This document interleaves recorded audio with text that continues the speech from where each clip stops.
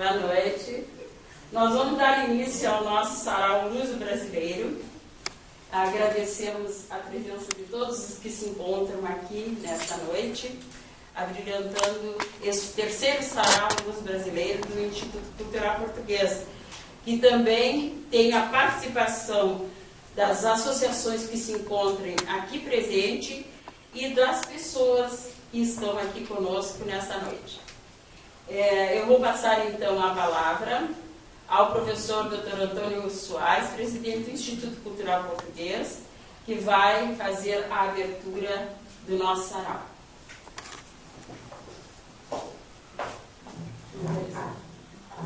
Primeiramente, os meus cumprimentos a todos os presentes. O sarau que ora se inicia é chamado Luso Brasileiro para significar que é nosso, é da comunidade local, é brasileiro, mas devemos dizer Luso Brasileiro para nos identificarmos bem naquilo que somos. Preparamos todo este ritual, todo este cerimonial, porque queremos que ele seja transmitido pelas vias moderníssimas da mídia, das TVs e dessas coisas todas, de que eu não estou bem a par.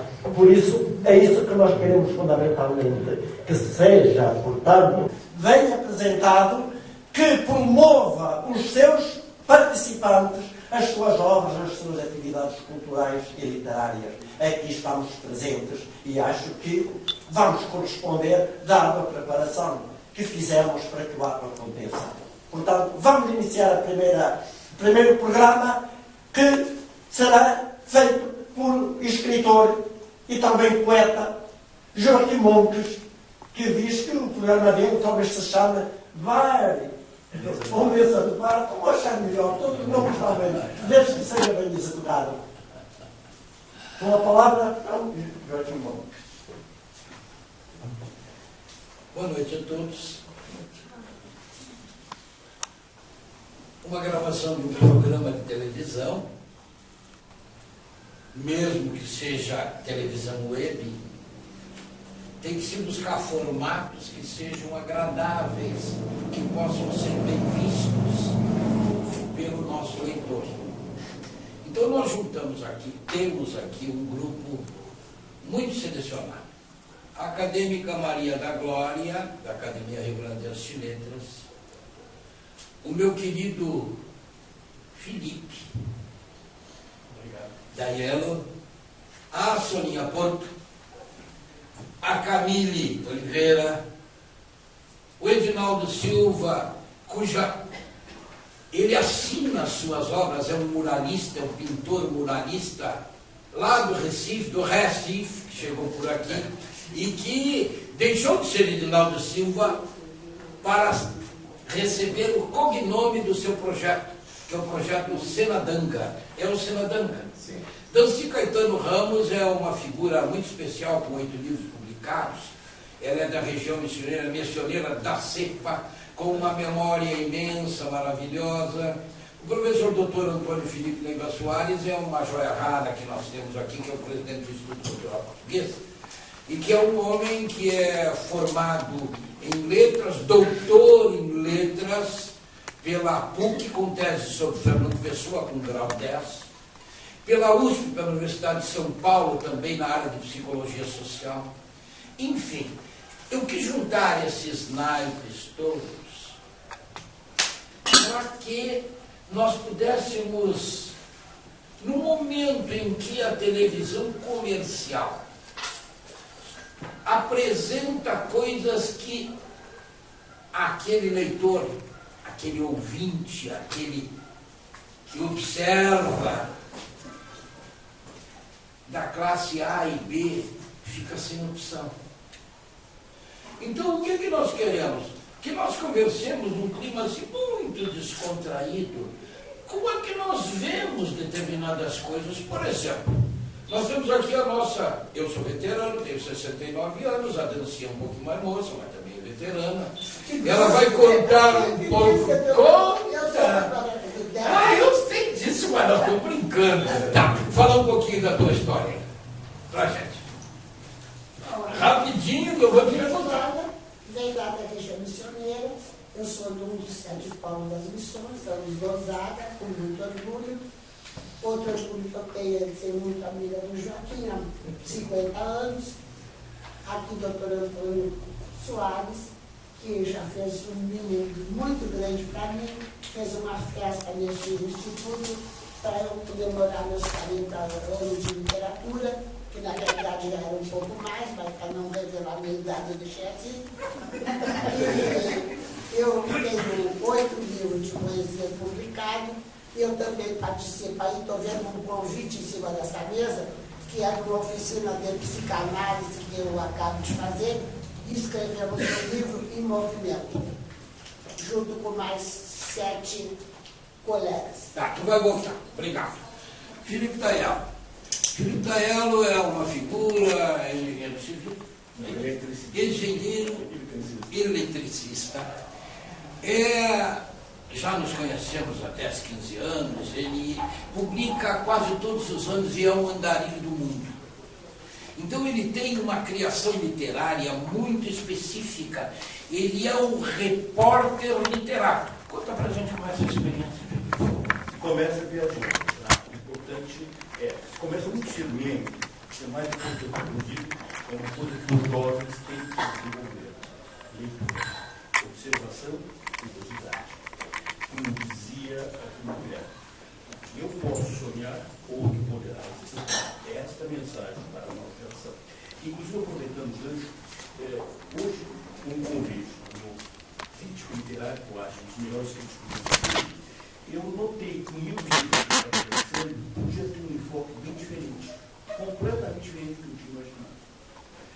E eu me dei conta de que Portugal, nosso Portugal, teve um império que durou mais que um império britânico. 1999 é uma data diplomática importante, quando a China assume Hong Kong e assume Macau. Se vocês fizerem a conta, desde 1498, quando Portugal entrega Macau para a China, isso através de um contrato muito bem feito, de um tratado bem feito. Antes do descobrimento do Brasil?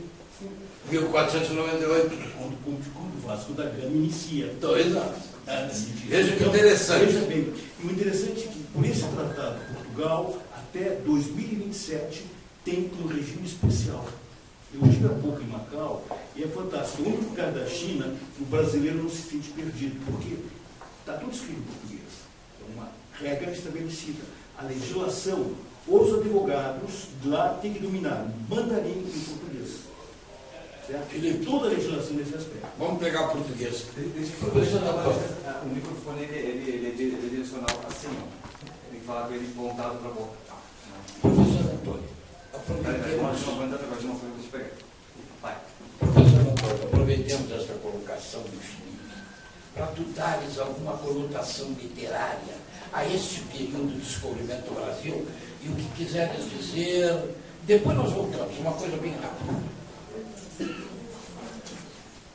Falar deste período da colonização do Brasil é uma forma de falar, mas é uma expressão, mas esta expressão devia ser substituída por outras bem significativas, porque não vamos falar do grande império português, mas o grande império português é português só do nome, ele é império, mas é brasileiro.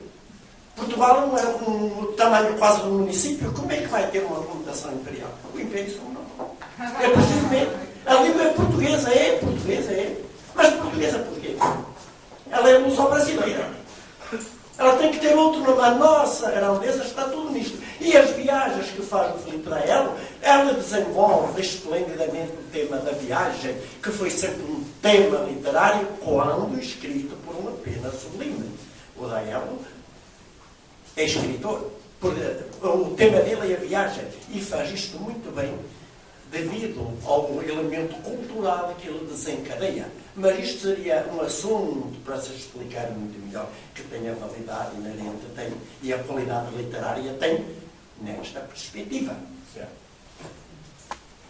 Camille, você tem 13 anos, está no ensino fundamental, é isso? Como é que você vê a leitura para ti? Como é que tu vês isso? Assim, eu leio mais assim quando tem algum trabalho para fazer, sabe? Cada trimestre no meu colégio a gente usa um livro. E aí a gente tem que ler Qual é a todo... tua escola? É Palote. Palote. Onde é que fica Palote? Aqui em Porto Alegre? Fica aqui em Porto Alegre, ali no Passo da Areia, Assis Brasil. Aí cada trimestre a gente tem que ler um livro. E aquele livro ele é trabalhado o trimestre inteiro e no final a gente tem que fazer algum trabalho contando a história do livro, alguma coisa assim. E eu leio mais assim, sabe, esses livros a cada trimestre. Mas fora assim, do colégio eu costumo ler mais as bibliografias assim, que tem. Inclusive agora há pouco tempo eu li de uma youtuber. Qual é a tua relação com a internet? Como é que tu usas o computador? Eu não uso muito Já computador. está viciada no computador ou não? Não, viciada não. Ainda não? Não, eu uso mais o celular, né? O celular hoje em dia... Sim, mas a internet está lá no celular. Tá no celular. Obrigado. Soninha Porto. A Soninha Porto faz um trabalho muito importante. Iniciado há... Tem 10 anos o grupo Poemas à Flor da Pele, composto fundamentalmente por mulheres, iniciado com divulgação lá no velho Orkut, e que depois passou para o Facebook, e ela soube fazer algo muito importante. Pegou a virtualidade, esta ferramenta onde a pessoa é invisível, mas ao mesmo tempo todo mundo toma conhecimento do que está acontecendo, e trouxe para o plano presencial. Então reúne hoje mulheres, um grupo de 200 mulheres no mínimo, mulheres, poucos homens, muitas mulheres, e ela está editando agora a mais nova obra do grupo, é o 10º livro. Esse é o 9º livro. Toninha Porto, conta para nós. Obrigada pelas palavras. Nós estamos a caminho dos 10 anos. Esse é o 9º livro. Em 2016, em abril, completamos 10 anos de atividades. E somos, hoje em dia, uma associação cultural, Poemas à Flor da Pele, mantivemos o mesmo nome. E esse é um grupo que realmente, como o Montes falou, nós começamos no virtual, de brincadeira, sem muita pretensão. E hoje somos um grupo grande, com referências em todos os estados praticamente brasileiros. Tem gente fora do país, Portugal, Alemanha, França, enfim. Foi um trabalho que foi gostoso, começou pequeno, começou sem muita pretensão, e, no entanto, acabou virando um movimento de arte e poesia. Nós fazemos encontros praticamente todos os anos aqui na Feira do Livro, fazemos encontros muitas vezes em São Paulo, Rio de Janeiro, onde a gente possa se reunir. E a nossa intenção sempre é divulgar a poesia. Muito bem. Edinaldo Silva, Senadanga.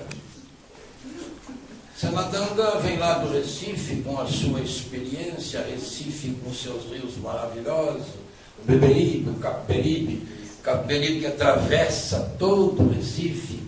E eu tive a oportunidade de ir várias vezes lá e conhecer razoavelmente o Recife, mas o que mais me encanta não são as questões topográficas da cidade.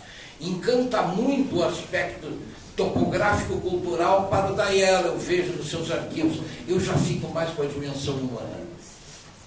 Como é que tu desce com os contatos por aqui no Rio Grande do Sul, Senador? Como é que foi?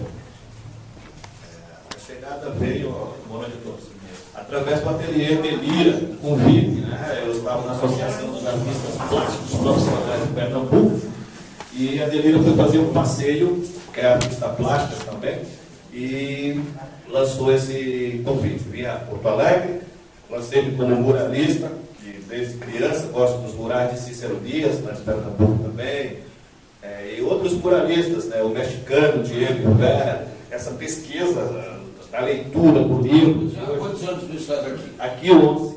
11 anos. Esse ano está completando 11 anos aqui no Porto Alegre. E fui para a rua para ser conhecido realmente, né?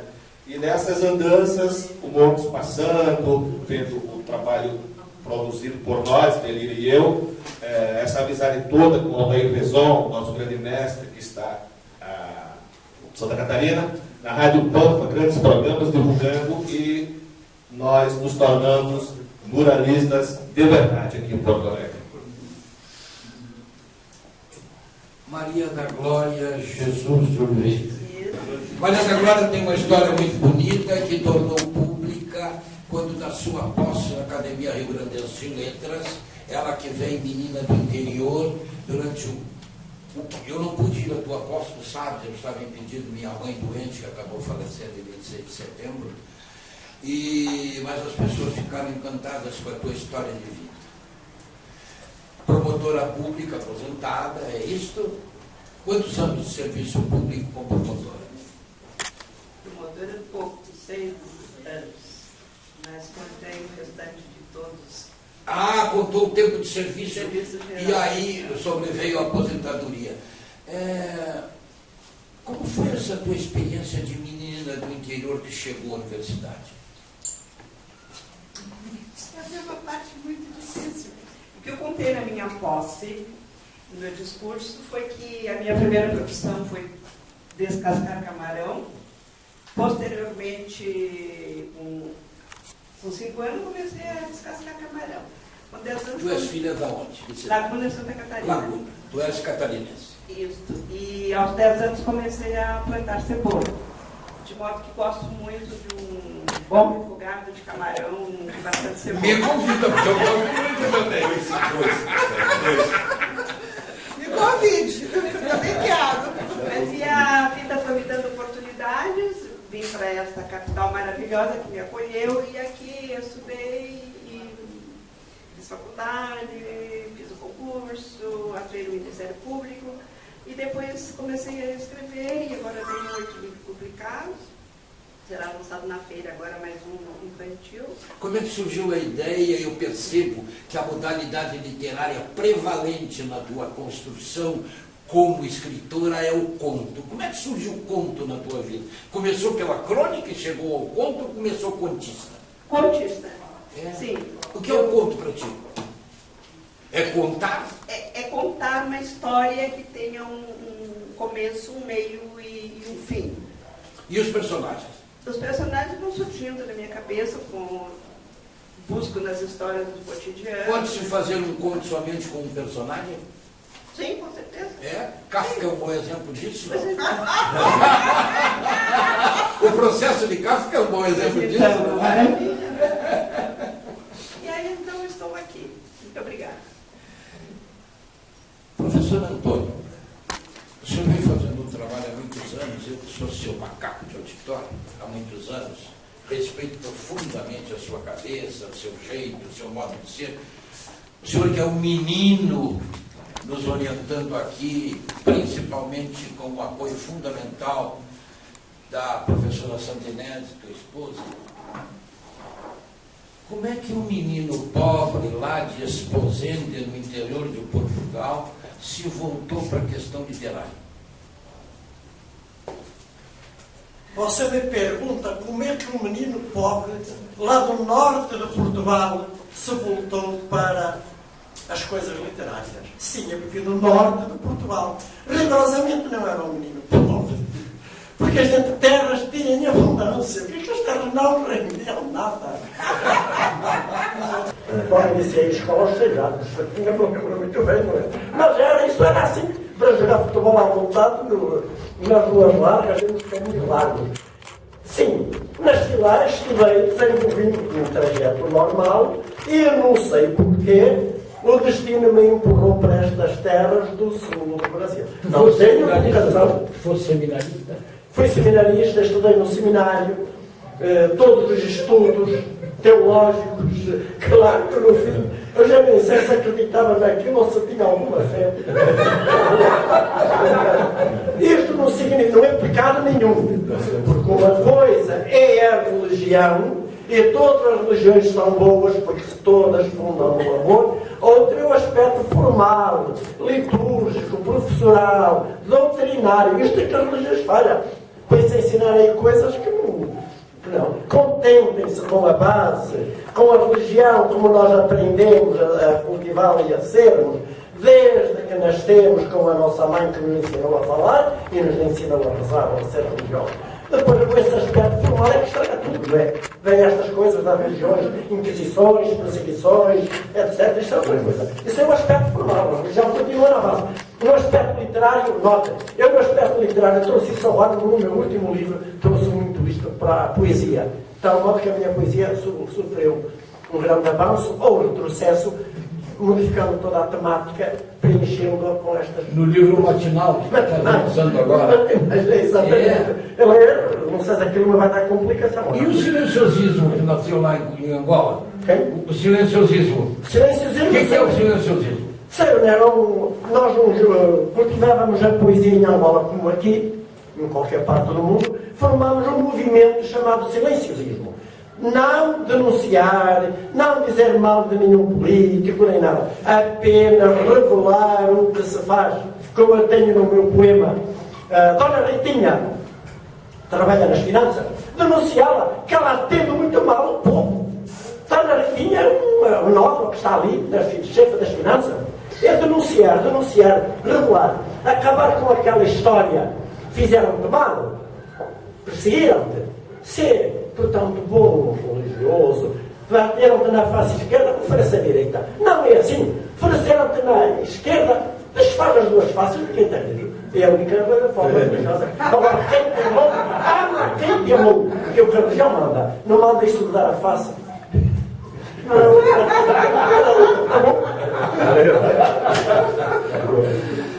Filipe Daiello está lançando, nesta feira do livro, um livro com uma belíssima capa. Tem um livro aí, Felipe? Inclusive, uma coisa importante, o livro também ele é um trabalho de equipe, não é apenas o escritor. Você tem que trabalhar com artistas plásticos. O livro tem uma força, é necessário. Então, um trabalho de equipe, não apenas do escritor, do revisor, mas também do artista plástico.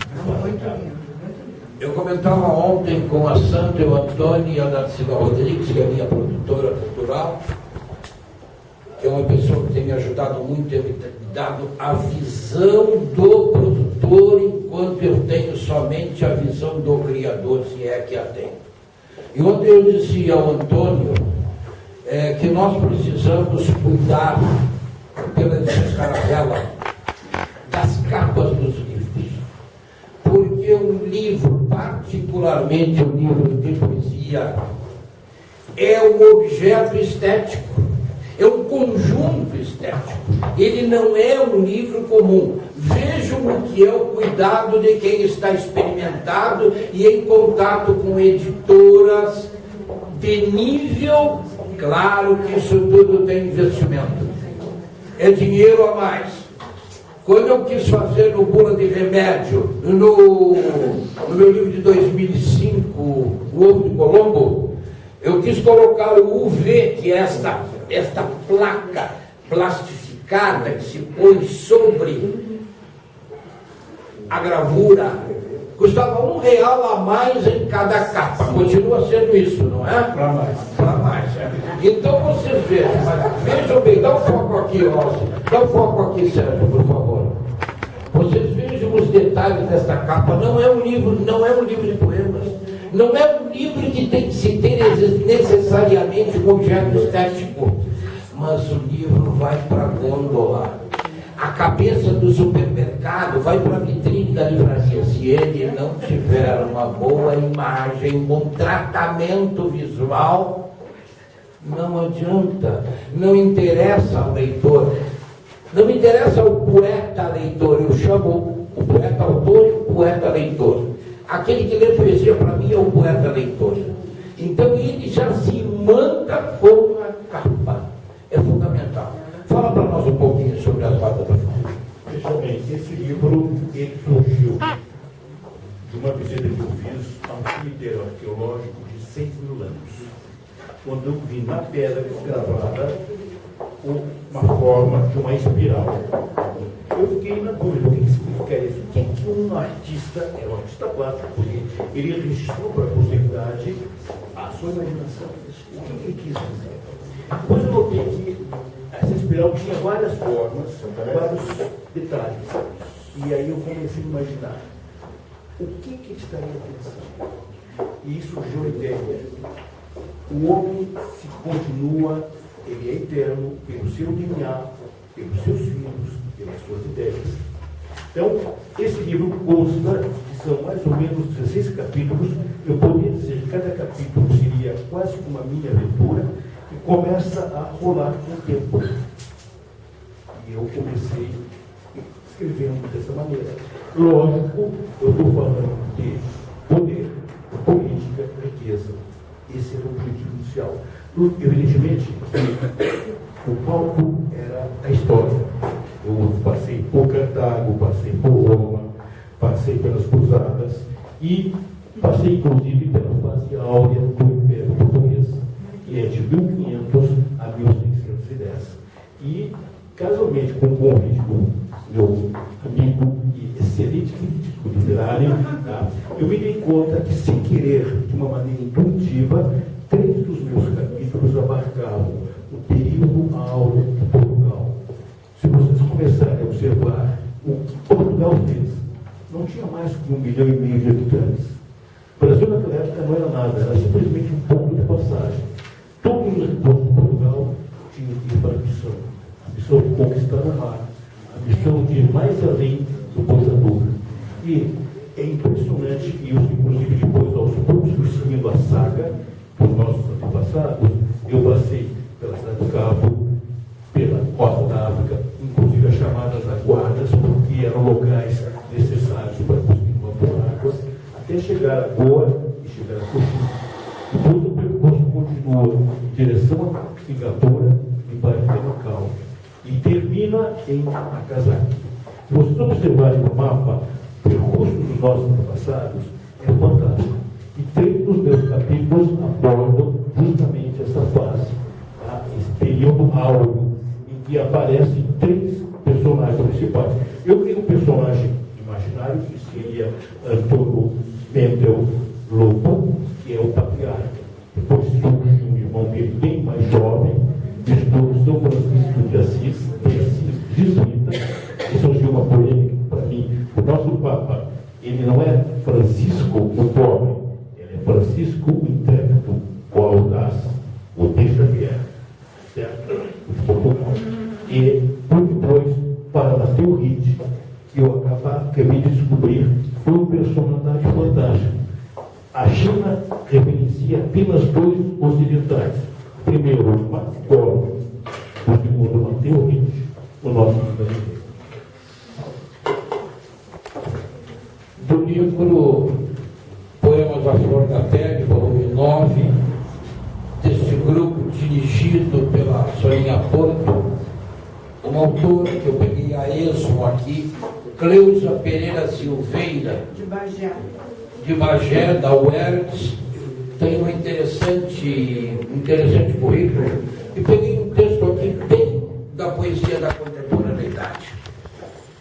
O poema sintético, com pequena metaforização, consequentemente ele não tem aquela abstracionismo natural que aparecia a partir da geração de 45, e ela coloca assim, bem interessante, mutação. É interessante como na maioria dos poetas o mudar, a mudança é a palavra-chave. Até porque a poesia se destina, meus queridos ouvintes, meus queridos telespectadores, a vencer a hostilidade diária. Quando o mundo é hostil, a gente cria o poema para ser feliz. Vocês já viram algum poeta cantar a mulher que ele tem? Ele não canta a mulher que ele tem, ele canta a mulher que ele não tem. Mas ela é pervive, ela é viva. A mulher também, hoje, no mistério da opressão de milênios e pesos sobre os ombros, hoje vai para frente do computador e confidencia-se perante o olho cego do computador. Então, tudo é mudança, tudo é mutação, porque a arte é fundamentalmente a transfiguração da matéria da vida. Querem ver que bonito? O instinto superou o humano na derrota do laço perdido. O que tinha que ter sido amor tornou-se indiferença e infelicidade dura, transformando a poesia em uma nuvem de poeira. Era tristeza, era mutação. Num transe equivocado, viveu a vida sozinha. Não encontrou sua verdade, que no fundo do peito enternecida adormecia. Um belo texto, não é? Fala um pouquinho, tu que tem a visão feminina tão aguçada, minha amiga querida. Acho que ela diz muito também nas entrelinhas, mais até que das próprias linhas, né? Muito bonito. Que é o milagre da poesia. É, o milagre da poesia. O subjetivismo, a sugestionalidade. Diz. Bastante. Diz um texto teu, vamos ver. E que tu faz da figura da mulher que está dentro de ti. Mas os meus textos, tu conhece, já que eu tenho de tudo. Mas eu posso não usar o microfone? Pode. Olha o que diz as câmeras. Opa, por favor. Ela não vai usar o microfone, ó. Pode ser? Eu vou dar uma levantadinha aqui no som. Ela vai levantar o som. Não tem problema. Ela bonita nas mãos. Não tem problema. Eu vou dizer um poema que se chama, que está neste livro aqui, que é o meu 8º livro, de cuja capa o Joaquim disse um belo texto. A poesia se chama Romeu e Julieta. Diz que um tal de Shakespeare contou uma história de amor que aconteceu no passado. O caos ficou famoso e logo foi espalhado na Europa e no mundo inteiro. No Brasil, chegou primeiro nos centros mais avançados. Livros foram publicados e nas escolas chegaram. Os alunos adoraram, mas alguns passaram mal, porque a história do casal era uma história de morte. Eles não tiveram sorte no plano que elaboraram. Aparências enganaram e o pior aconteceu. A morte levou com ela a Julieta e o Romeu. Muito bem. Não conheci o casal. Eu sou de São Luís Gonzaga. E eles eram da Itália, Verona, precisamente. Bem longe da minha terra e do meu círculo social. Mas também me senti mal quando soube do ocorrido. E fiquei me perguntando se vale a pena morrer para conseguir um marido.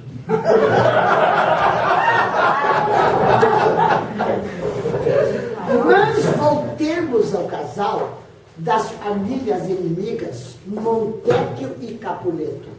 Em lambanças não me meto e não vou me meter nesta. Só uma coisa me resta: lamentar a desventura dessas pobres criaturas mortas quase na infância. E a minha ignorância pode até parecer piada, mas Romeu e Julieta, que eu conheço, é queijo com goiabada.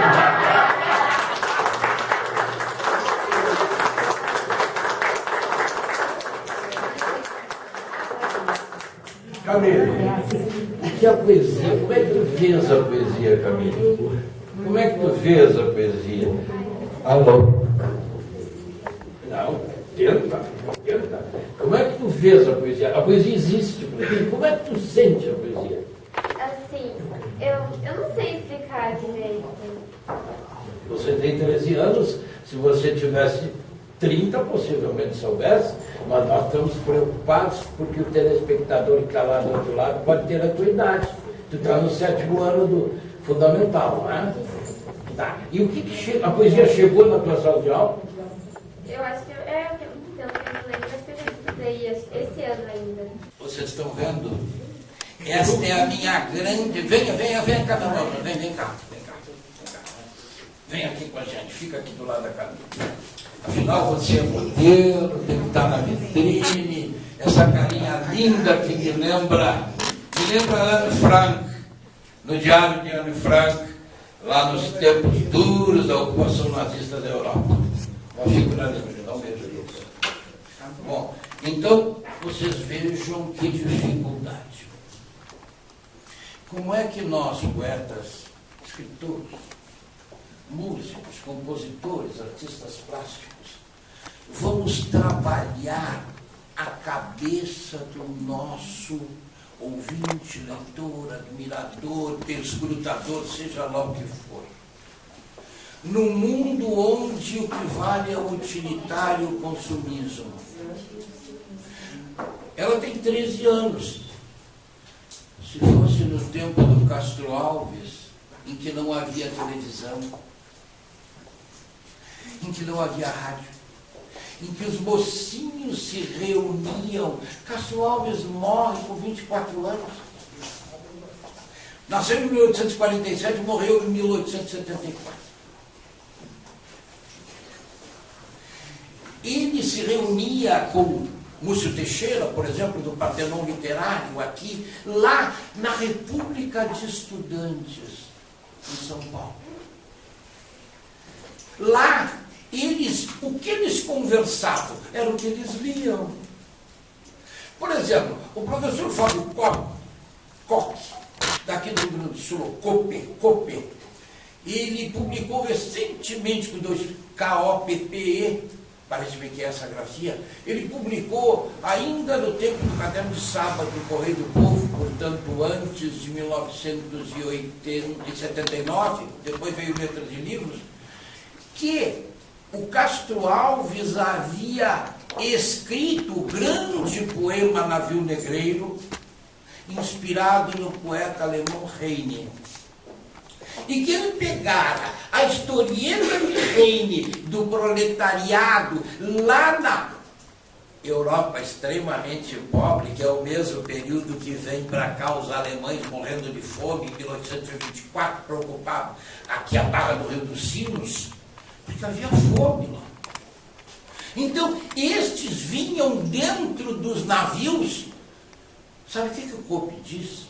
Que Castro Alves não fez nada menos do que pegar a historieta poética do Heine, que era uma construção muito mais prosaica do que hoje. Se vocês pegarem Ezra Pound, por exemplo, também na poesia norte-americana, vão encontrar como é prosaica a construção, muito diferente do simbolismo e da existência da metáfora em toda a América Latina, no gosto da América portuguesa e espanhola. É uma linguagem muito mais direta. Pois ele diz o seguinte: o mérito de Castro Alves não foi muito grande, não. Ele pegou e substituiu os proletários europeus dos navios que vinham para o Novo Mundo, descritos por Heine, e botou negros. Vocês vejam como os olhos críticos acabam reexaminando toda a história anterior. Neste período, até a cara dos meninos era... Vocês viram o Casimiro de Abreu? Casimiro de Abreu, você pega uma foto do Casimiro de Abreu, parece que ele tem 40 anos. Ele morreu com 21. Interessante, não é? Então nós vivemos um outro mundo. O que a gente pode esperar? O que você acha dessa história de poesia? Conta pra mim. Então, a gente já aprendeu já sobre o Navio Negreiro também, e eu estava falando aqui com ela também, que eu achei muito triste, assim, a história, porque muitos morriam lá por desidratação, muitas coisas também. Fome também, né? E também que a gente estava conversando que antes as pessoas morriam muito mais cedo do que agora, com todas as coisas que tem, né? Então, sim. Então, agora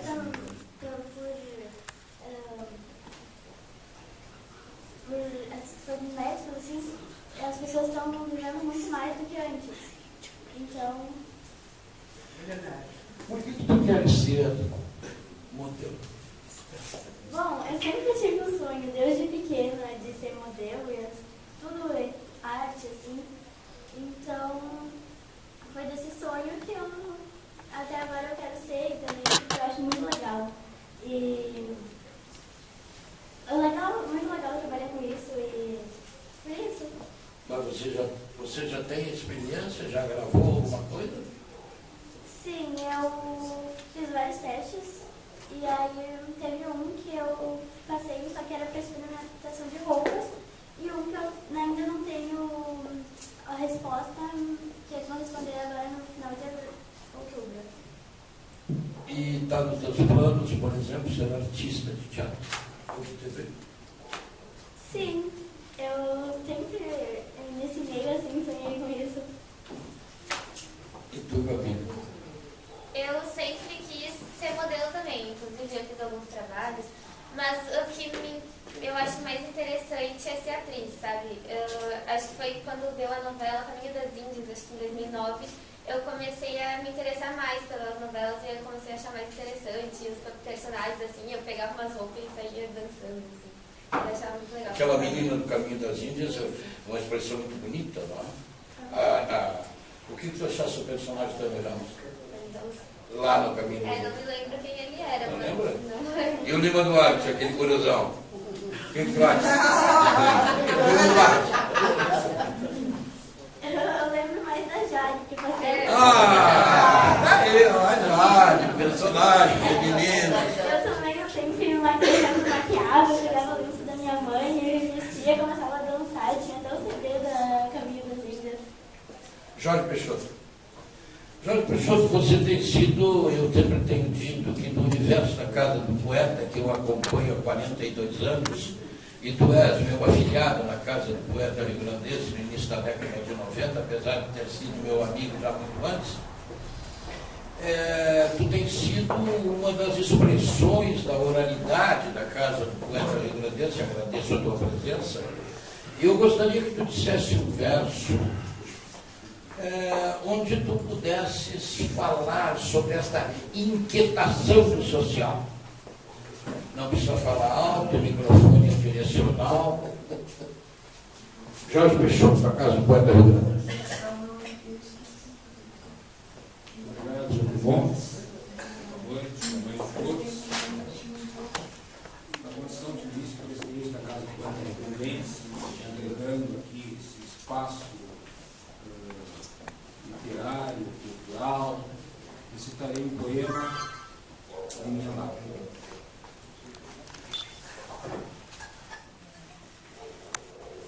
Vem mais pra cá, fica mais para o lugar aqui dessa princesa. Isso, aí, fica melhor. Visto. Aí, amigo. Vem sentado. Está meio e teve um problema na perna. Aí, Jorginho, diz que pode ser sentado. Sim, não, vocês vão entrar na zona.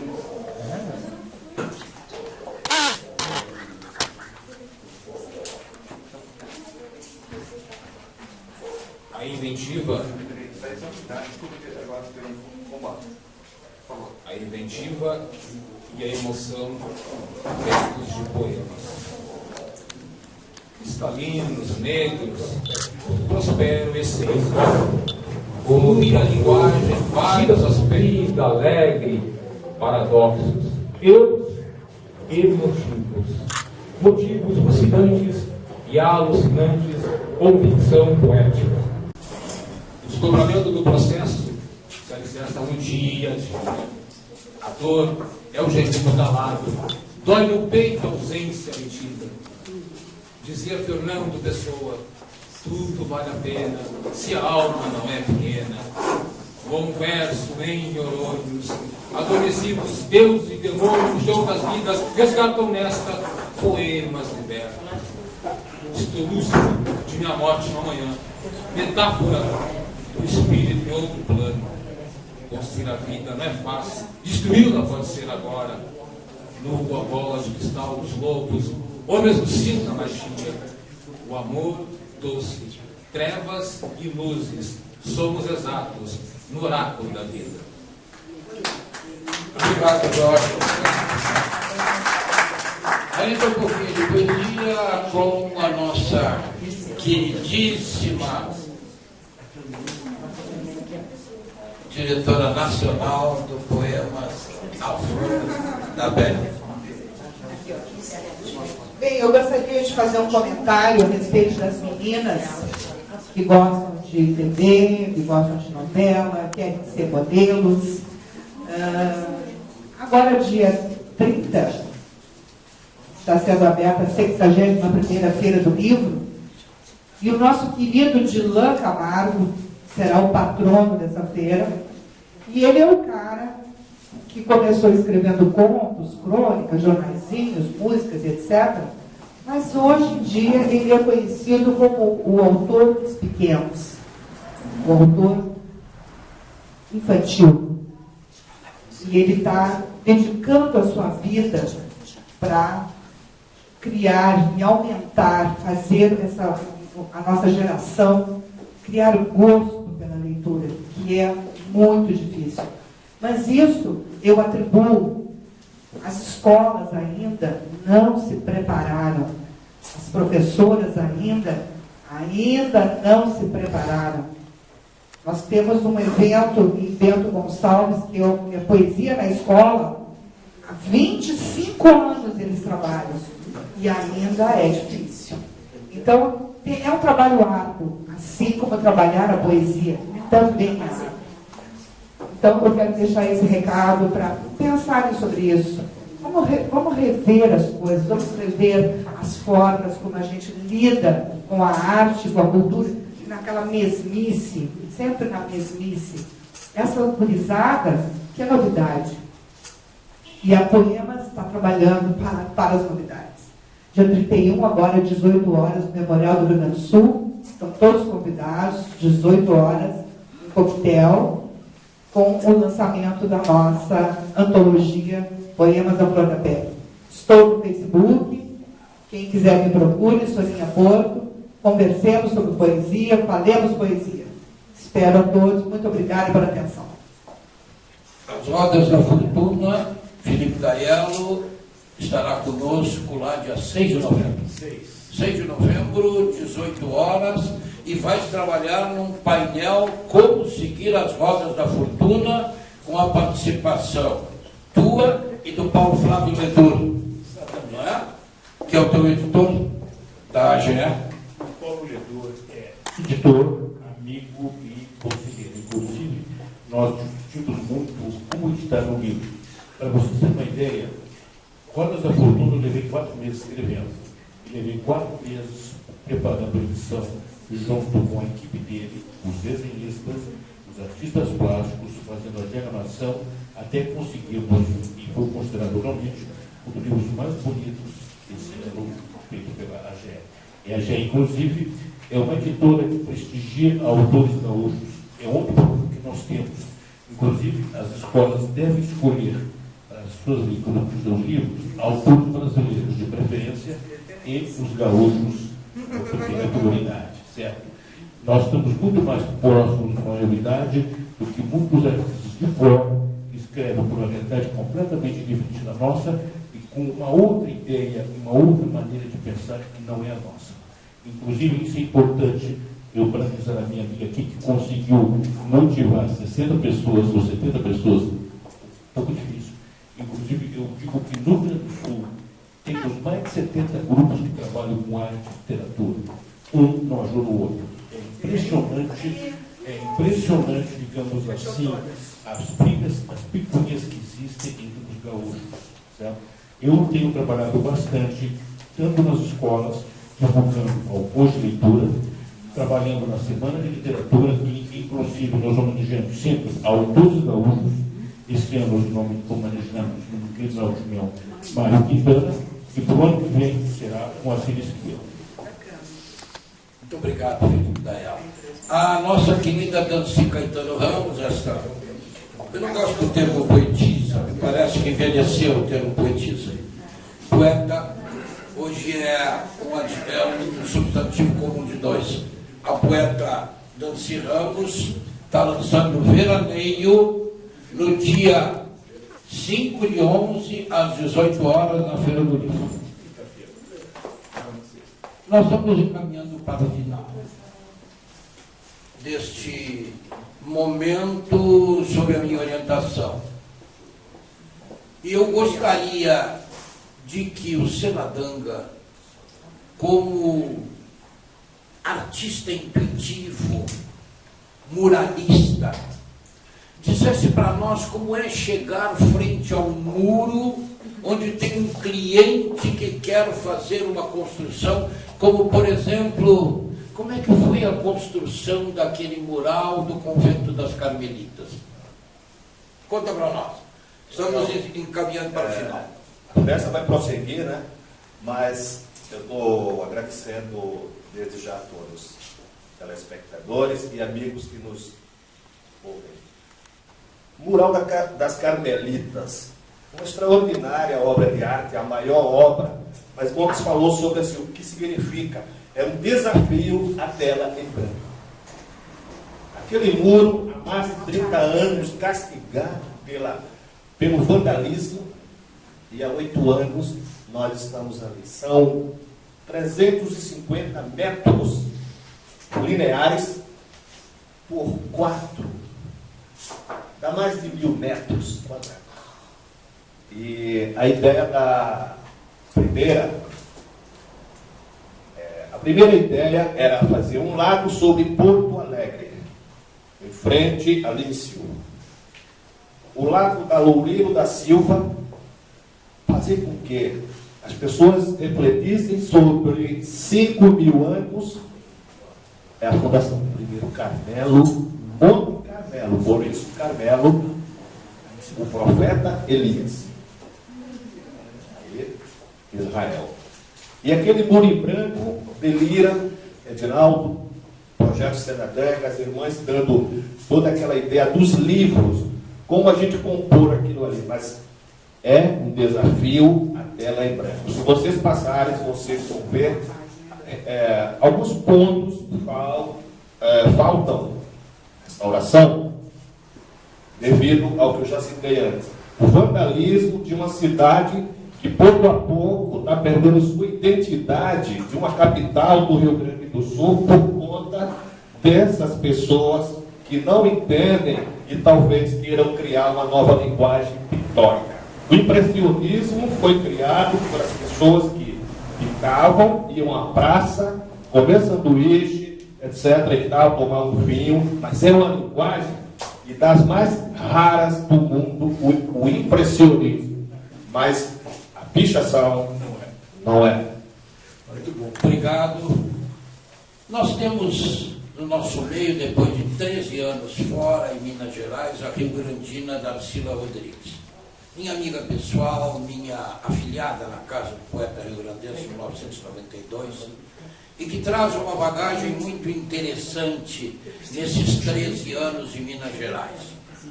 Trabalho com o 14 Bis, com o grupo 14 Bis, eu trabalho com Paula Fernandes, a revelação dela se deve a Darcila Rodrigues, ela não gosta de dizer isto. E eu gostaria, encerrando esta minha parte no Sarau Luso Brasileiro, agradecendo a vocês, ouvintes, agradecendo a vocês, meus queridos amigos, porque eu não posso falar em entrevistado, são meus amigos de muitos anos.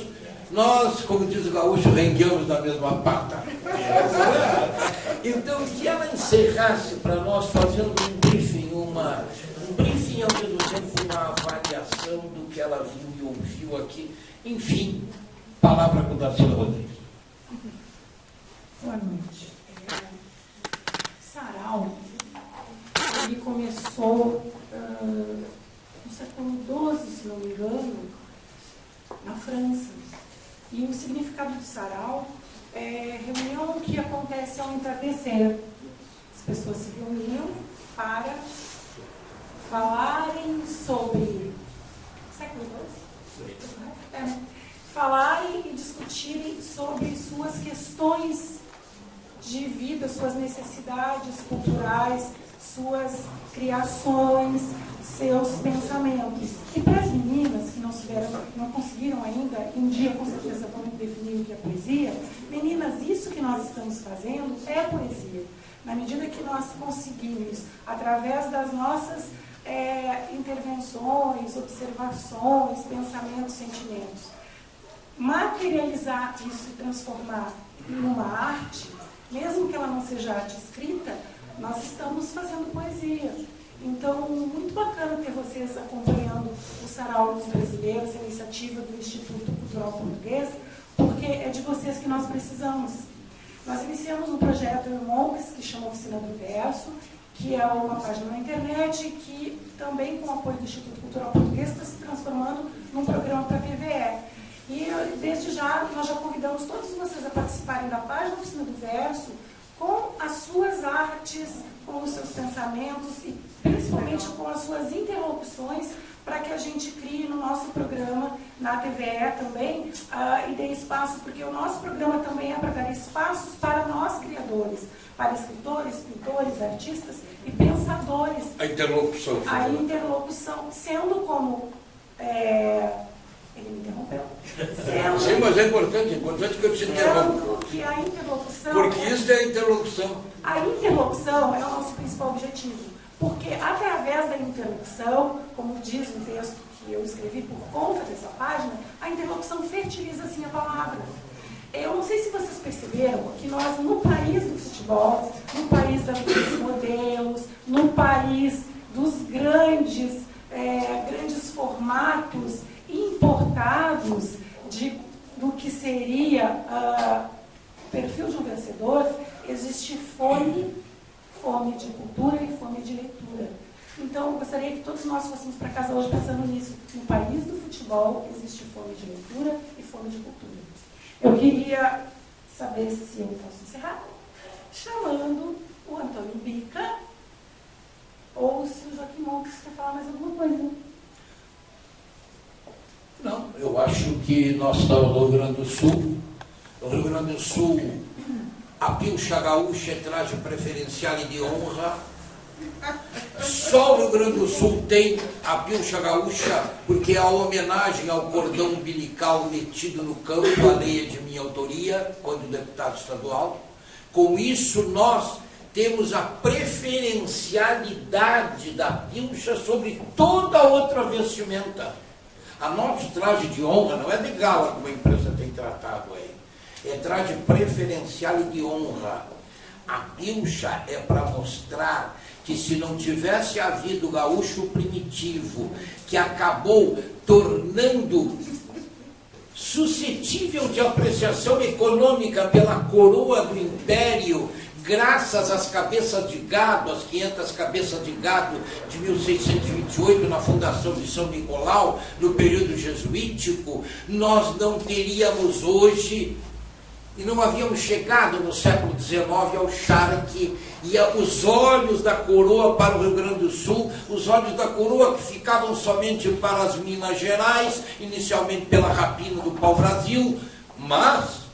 E veja, nós estamos discutindo isso no Sarau Luso-Brasileiro, estamos discutindo nossas raízes. Então temos o quê? Antônio Bica é já te consigo a palavra, pode até encerrar, Felipe. O Antônio Bica é de Encruzilhada do Sul, está aí inclusive com uma camisa quadriculada que é característica dos serranos, do gaúcho serrano, como o seu lenço branco, o lenço do Partido Republicano Rio-Grandense, que é a partir do século XX, com a publicação do nosso poemeto campestre Antônio Chimango, passou que era uma crítica ao dirigente, ficou 26 anos, que é o Antônio Augusto Borges Medeiros, um falcãozinho de caçapava, um chimanguinho, daí ele com o lenço Chimango. Palavra para o Antônio Bica. Muito obrigado. Quero cumprimentar o professor Antônio, pelo qual eu tenho admiração muito grande por ele e a professora Sandra, porque se não fossem eles, nós não estaríamos aqui nesta noite. Cumprimentar os senhores e as senhoras e dizer que é uma satisfação muito grande, porque eu venho de uma cepa campeira. Venha para cá. Venho de uma cepa... Venha para cá que o espelho vai atrapalhar. Venho de uma cepa campeira, lá de Encruzilhada do Sul, minha terra natal, e me orgulho muito esquerda daquela cabeça. Desculpa. Eu sugeriria que parasse ele começasse a falar de novo, porque vai ficar ruim para ele. Tudo bem, comigo Né? é tranquilo. Se Desculpa, quiser partir mas daí... vai ficar ruim. Vamos sair para ele, vai marcar, porque a parte dele vai ficar prejudicada.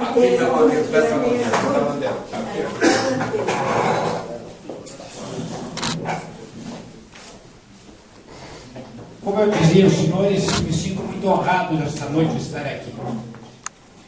Porque se eu uso bombacha larga e um lenço comprido, porque isso eu herdei dos meus pais, do meu pai, do meu avô, e o Monks falava do maragato, do chimango. Meu avô era maragato, eu sou chimango. E meu avô, ele fez toda a Revolução de 1893, ele e os seus irmãos. E essa coisa de tradicionalismo, eu trago no sangue e respeito, assim como a minha religião. Porque o Monks tem um ditado muito comum e tem um sentido muito grande. Quando diz fulano é grosso, ele costuma dizer que grosso é aquele que não tira o chapéu para cumprimentar uma dama. E eu aplauso esse palavreado desse homem que veio lá de Pelotas, que foi deputado estadual, que criou a lei das pilchas, assim como o dia do trovador repentista, que é o Gildo de Freitas como patrono, e o dia do cantor regionalista, Pedro Teixeirinha como patrono. Quero deixar nesta noite uns versos, porque eu pertenço à União dos Trovadores Literários Brasileiros. Não tenho quase poesia, trova literária. Mas como o Monks gosta muito de trova literária, eu quero dedicar a ele, lembrando o saudoso Nelson Paquinelli, que era um dos senhores, o senhor trovador literário. Tenho vivência em Povoeira, mas conheço a tradição, pois sou da cepa campeira das rodas de chimarrão. Viver de me dão a canha, ou então o chimarrão. A saudade é tamanha que estou mal do coração. Quero dizer aos senhores que eu estou fora do rádio por alguns anos. Eu comecei na Rádio Globo aqui em Porto Alegre, depois tive longos anos na Rádio Encruzilhadense, lá em Encruzilhada do Sul, na minha terra. E se Deus quiser, lá pela metade do mês de novembro, nós estaremos de volta ao rádio com um programa bem campeiro, aonde nós vamos focalizar a poesia, o canto gauchesco, a história do Rio Grande do Sul e a cultura rio-grandense. E na cultura rio-grandense se enquadra uma série de poesias, inclusive a poesia urbana, que conta a história, o protesto, o lirismo, o dia a dia do nosso pago e da nossa gente, porque cultura não tem fronteira. Muito bem. Muito obrigado. Estamos encerrando a nossa parte desse Salão Luz Brasileiro. Agradeço a todos vocês. Palavra com o Felipe Daiello, que queria fazer uma introdução. E muito obrigado a vocês, telespectadores. Muito obrigado a Meg Souza, que está produzindo esse trabalho, ao Sérgio Teixeira, ao Ozzy, que são os videomakers. Muito obrigado. Apenas como final, como fosse os nossos gaúchos, nós hoje aqui estaríamos falando espanhol e fazendo um sarau brasileiro. É algo muito importante, realmente, que traz o Felipe Daiello. É preciso que nós pensemos, nós que somos condenados ao pensar, há duas vertentes da colonização e do sucesso da chegada ao atual momento da civilização do Rio Grande do Sul. Devemos mais aos espanhóis ou devemos mais aos portugueses? Essa é a grande questão. Se pegarmos a linha de Manuelito de Ornelas, nós vamos pegar lá o espanholismo. Se pegarmos a linha do nosso construtor de ideias, não é? Açorianos. Açorianos. Estamos aqui numa casa açoriana. numa casa louvada por Moisés Velhinho, as suas raízes por um Dante de Laetano. Obrigado, professor Antônio Soares, pela oportunidade de nós discutirmos essas questões e mostrarmos, através da Rádio Web, o que estamos fazendo. Nós vamos estar dentro da TVE apresentando a Oficina do Verso. Cada um de vocês vai poder ter a sua oportunidade na medida em que a própria TVE possa nos dar espaço para essa discussão. A Oficina do Verso não é só para discutir poesia, mas é para discutir a intelectualidade gaúcha e a chegada a este momento da pátria gaúcha. Muito obrigado.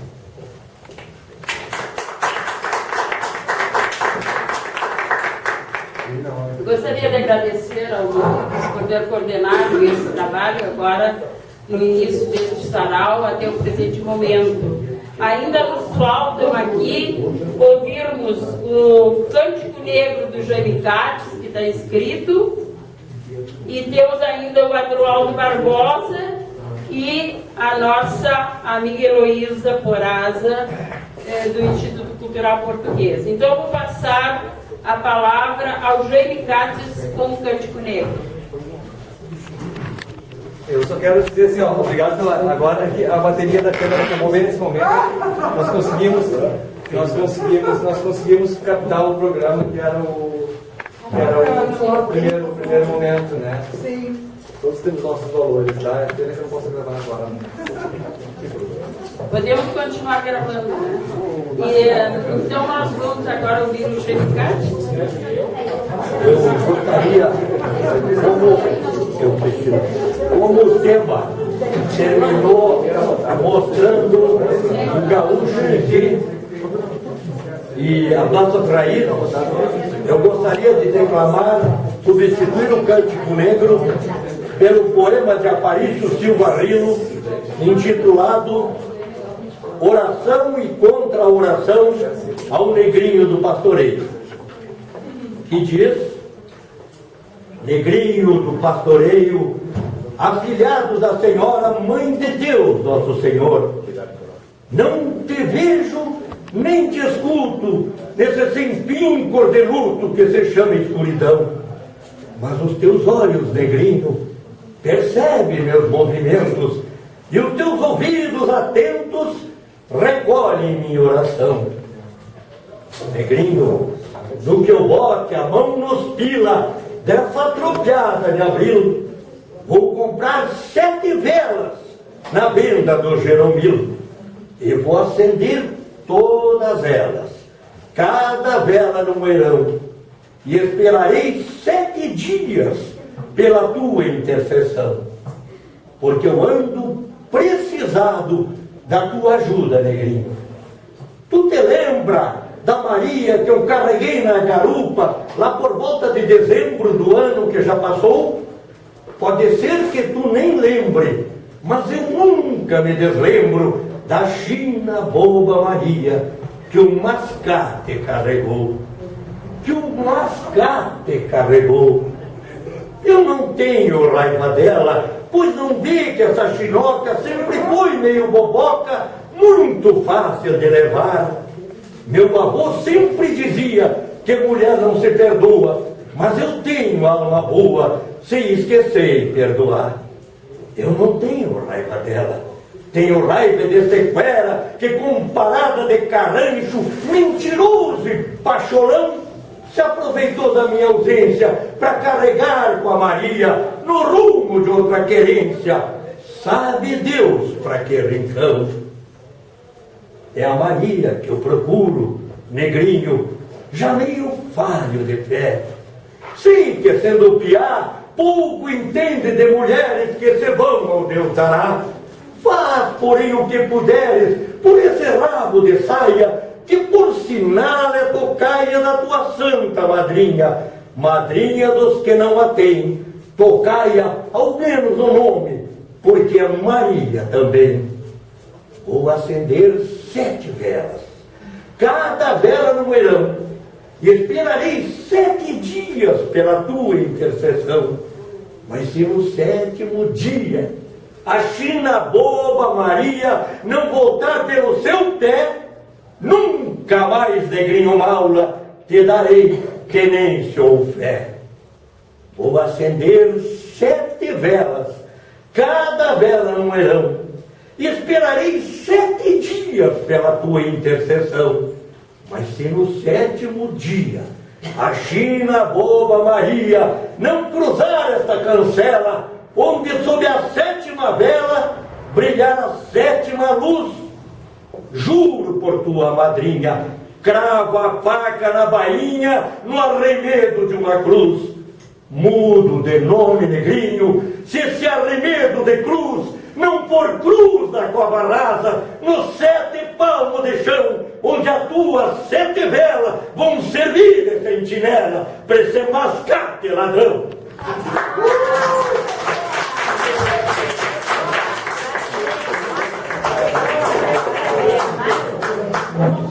Heloísa Morata. A Heloísa vai ter que fazer um improviso, porque tudo que programou não deu, né? Então vamos ver o que tu queres apresentar, Heloísa. E depois, para encerrar, nós vamos chamar o Antônio Neto, que vai apresentar um esquete e vai encerrar esse sarau. Então vamos dar a palavra agora a Heloísa. Eu queria saber uma coisa. Falamos da orientação ou não? O improviso qualquer outra coisa. Não sei o que tu quer.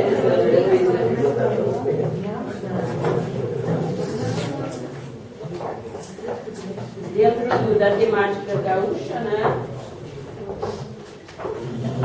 Bom, em primeiro lugar, boa noite a todos. Estou muito feliz por estar aqui. Eu havia programado para hoje fazer o seguinte: eu iria dançar o Walking Jazz, mas não deu.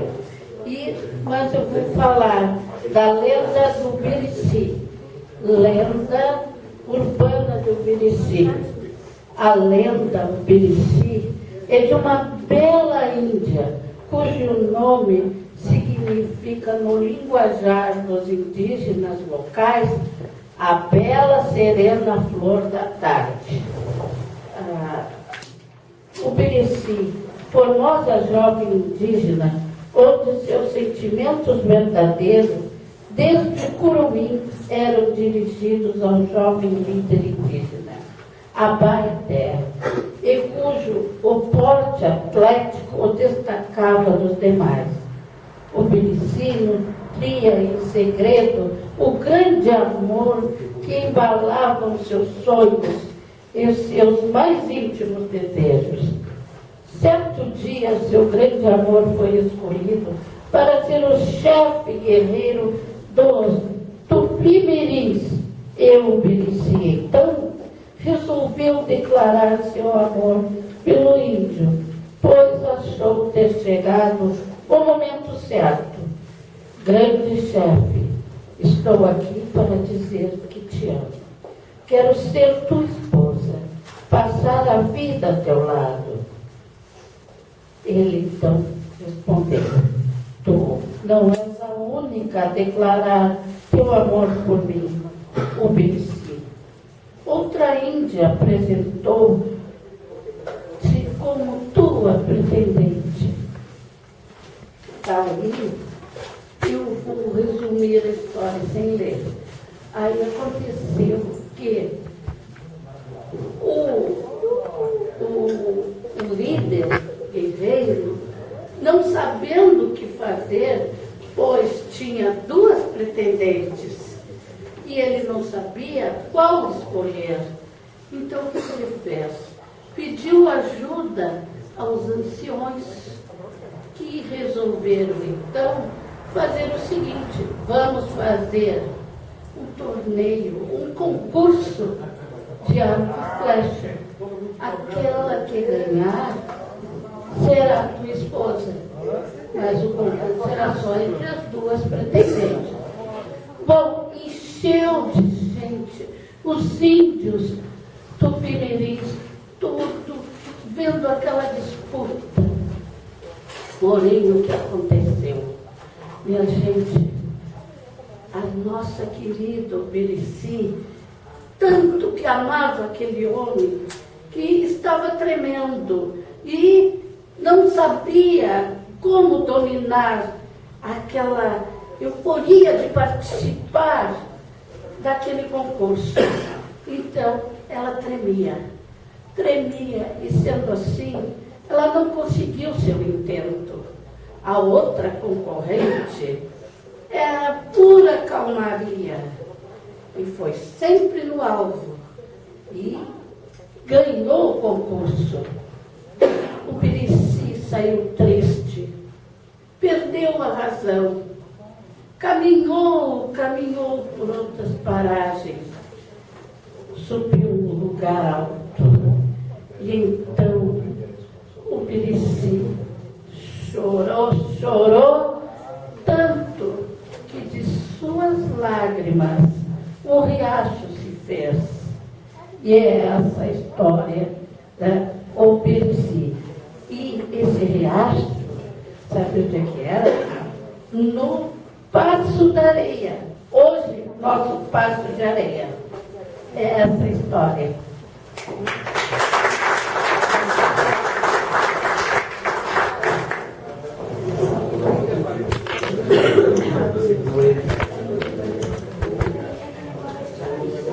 Então passamos à apresentação do Antônio Neto. Esquete vida de jornal. Não sei, eu vou achar melhor. Ajuda aqui com a mesa. Eu vou precisar só alguns da mesa. Daí eu preciso que, por favor. Tá ligado? É de cabo a rabo.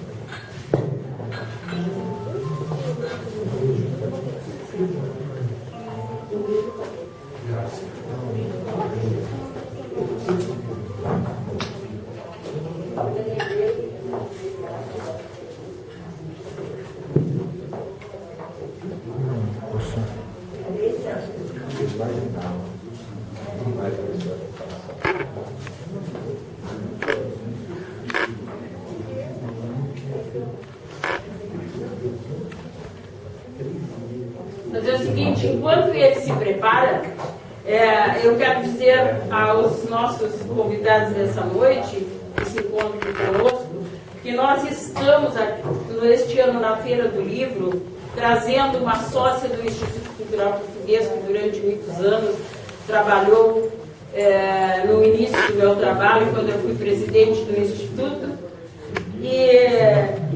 E hoje ela veio com esta obra, Uma Luz na História, que é uma complementação da história de Brasília, que não falou a respeito do primeiro engenheiro que chegou naquele Planalto e que muito ajudou na construção futura de Brasília com este trabalho. Então, a Nina Tubino, com Uma Luz na História, vai estar aqui conosco na Feira do Livro, lançando essa obra no dia 9 de novembro.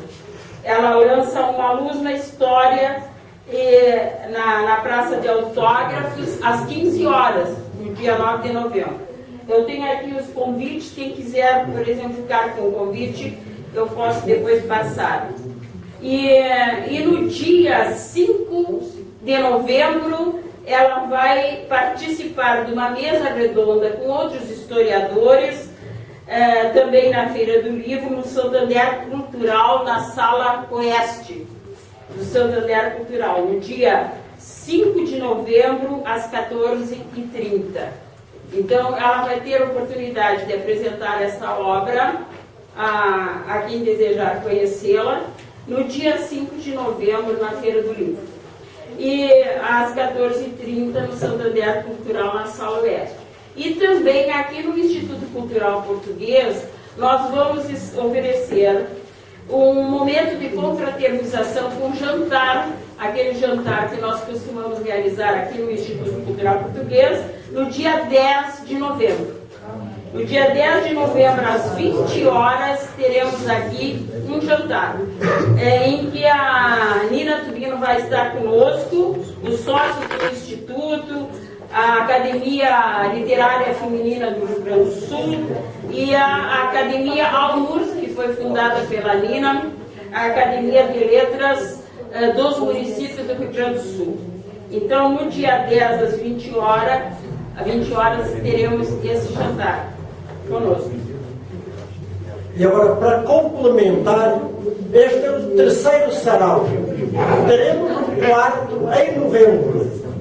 E no sarau 4, nós vamos proclamar quem é o poeta ou escritor vencedor de autores gaúchos.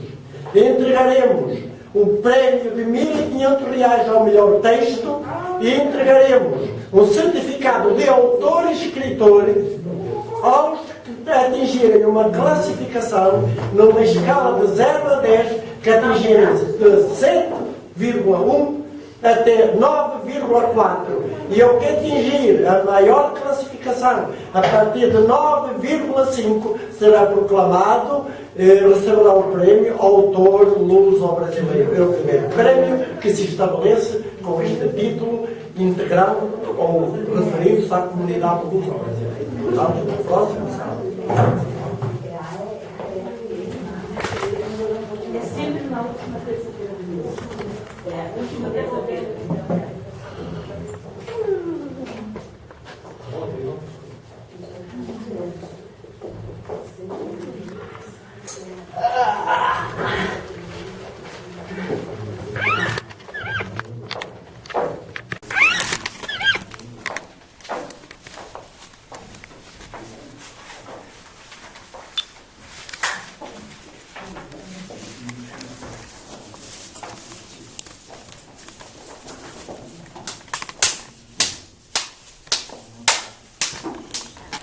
Todo mundo, batendo palma, por favor.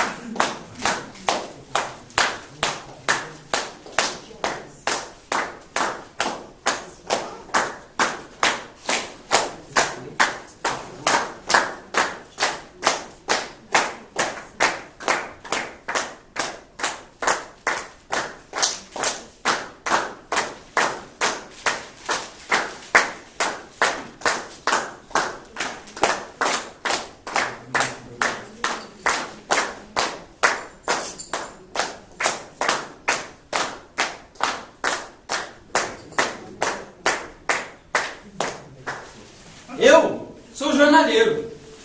Como jornaleiro, conheço um monte de histórias sobre jornais. Eu vou contar uma para vocês. Era uma vez um velhinho. E esse velhinho, ele não gostava de jornal. Não gosto de jornal. Pra que jornal? Jornal não serve para nada. Mas senhor, o jornal, o senhor pode ver ali as notícias. Tem a internet.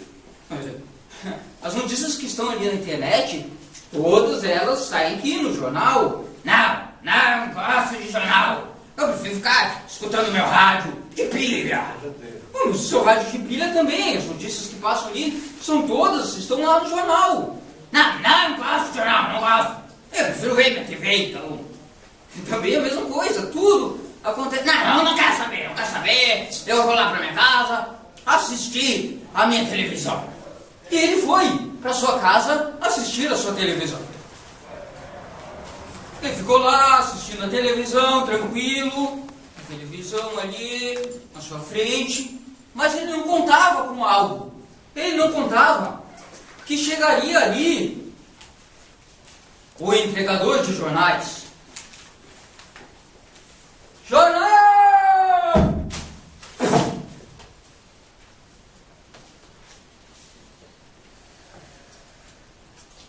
Meu Deus, eu entreguei o jornal no lugar errado. Esse velhinho não gosta de jornal.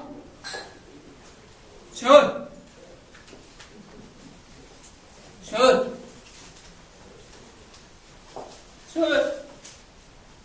Senhoras e senhores, por favor, 1 minuto de silêncio. O velho morreu. Eu vou embora antes que me descubram.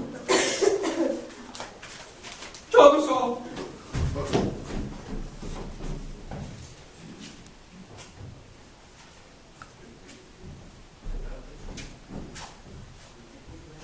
Esse trabalho ele derivou de uma época que eu estava fazendo oficina de teatro de bonecos pela descentralização da cultura. O professor pediu, na época, a gente começou lá, eram 10 alunos, sendo que 9 eram crianças pequenas. Era no camelódromo, então eram filhos das pessoas que têm as bancas ali no camelódromo, que acabaram depois desistindo e acabou ficando só eu. No momento em que estava com os outros alunos, o professor, vendo que eram tudo crianças e que provavelmente não iriam ter embocadura e tal para fazer uma apresentação, pediu que eu elaborasse um texto e mostrasse para ele. E eu peguei e falei do texto assim e tal, sem pegar e demonstrar para ele efetivamente. No primeiro momento me chamou de louco, disse: tu é maluco, não tem como fazer um troço desses. E eu peguei e pedi: não, deixa eu demonstrar, me dá uns 5, 10 minutos de cada aula, a gente vai ensaiando e tem como fazer sim. Isso já vai lá uns 10 anos e desde então eu tenho me apoderado desse texto que é meu, que vem de uma vivência própria também, claro, afora a parte de matar o velhinho, que é fictícia, o resto tudo é verdadeiro. Eu fui de fato vendedor de jornais durante 6 anos e 1 mês do Grupo RBS, da 0 Hora, e me confrontei uma vez com um senhor que ele pegava e falava essas coisas mesmo. E eu sempre tive essa mania de as coisas que me vinham assim, me forçavam a pegar e depois anotar aquilo e aquilo virar algo de teatro, que é a área onde eu me encaixo mais, que é o teatro, e agora também fazendo filmes. E naquele momento eu vi que aquilo ali poderia ser trabalhado, aquele contentamento do senhor, ele falando tão energicamente, com tanta veemência de que o jornal não servia para absolutamente nada, que eu pensei imediatamente que aquilo pudesse virar um texto. E eu estou sempre andando com caneta, então naquele momento eu peguei e anotei. E tá aí, há um bom tempo eu tô com esse texto e espero que tenham gostado. É uma forma diferente de fazer teatro de boneco também, que todo mundo está acostumado com aqueles bonecos perfeitinhos e tal, com olhinho, com boquinha e tal. E eu faço bonecos com um objeto que quase sempre vai para as bicheiras, que é o jornal. E vem dessa questão também de conscientização ambiental e tal, a gente pegar e, através de objetos recicláveis, poder fazer bonecos, que foi o principal objetivo da oficina. A gente fazia, esse inclusive foi o meu primeiro boneco lá, e eu peguei e disse: vou ter que trabalhar exatamente nesse boneco, porque é um boneco que eu vi uma potencialidade enorme e tinha tudo a ver com a história. Eu achava interessante também esse negócio de o personagem, o velhinho que que não gosta de jornal, ser feito exatamente dessa matéria, ser feito de jornal. É isso. Eu agradeço a oportunidade de ter me apresentado aqui.